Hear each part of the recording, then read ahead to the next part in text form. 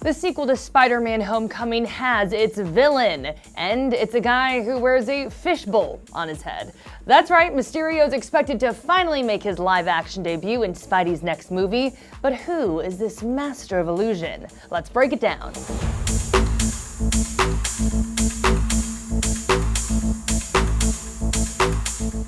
I am Mysterio, and I am putting Spider-Man on notice. He may look funny with that purple cape and helmet, but Mysterio is one of Spider-Man's most dangerous foes. In the comics, Quentin Beck was a gifted but underappreciated special effects artist turned supervillain. Dun dun dun! Mysterio has been a constant thorn in the hero side since his earliest days, with his talent for creating convincing illusions and building gadgets that specifically counter Spidey's abilities.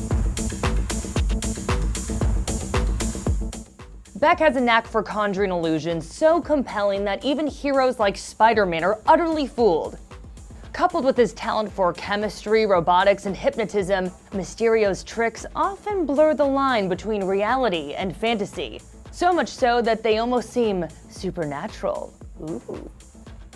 His costume is also equipped with devices and weapons like lasers, acid that can dissolve Spidey's webbing, and don't forget that fishbowl helmet.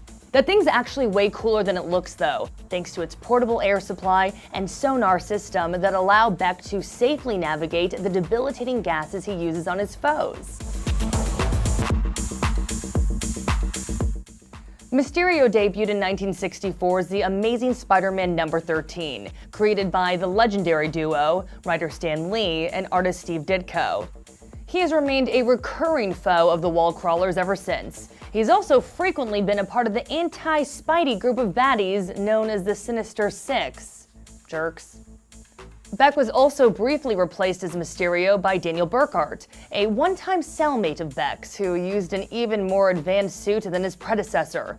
A couple of other heirs to the Mysterio mantle have also popped up over the years, including Francis Clume, a mutant with the power to teleport and to take control of other people's bodies, and Mysterion, who bought an old Mysterio suit on the black market. And that's not to be confused with the Mysterion from South Park. As for Beck, one of his most memorable modern stories saw him facing off against Daredevil instead of Spider-Man. In writer Kevin Smith and artist Joe Quesada's Daredevil, Guardian Devil, Matt Murdock found himself being manipulated by an unseen enemy and tricked into believing that the Antichrist had emerged in the form of a young girl. Eventually, he discovered Mysterio was behind those illusions, but when Beck failed, he committed suicide, which is pretty dark. Though, of course, death is rarely permanent in comics, so he probably came back to life.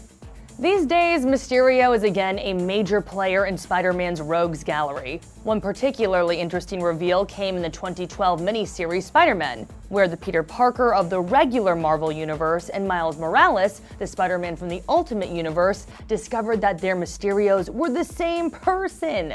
Beck had been breaching the barrier between realities and controlling a robotic avatar over in the Ultimate Universe.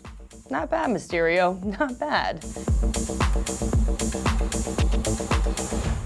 Over the years, Mysterio has shown up in numerous video games and most of the Spider-Man animated series. A new version of the character, Francis Beck, was even introduced in Ultimate Spider-Man.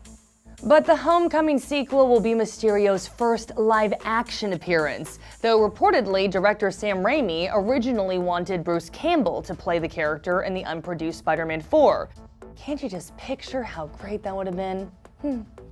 Still, Mysterio will now finally get his chance at big screen glory, facing off against Tom Holland's Spidey. Word has it Jake Gyllenhaal will play him when the sequel hits in 2019, but will he wear the fishbowl helmet? Please let him wear the fishbowl helmet, pretty please, he has to. Well, thanks for watching. For more explainers, dive into the history of Thanos' Black Order from Infinity War, or go deep into the origins of Slender Man. And for all your MCU needs, be sure to follow and subscribe to IGN everywhere you like to watch.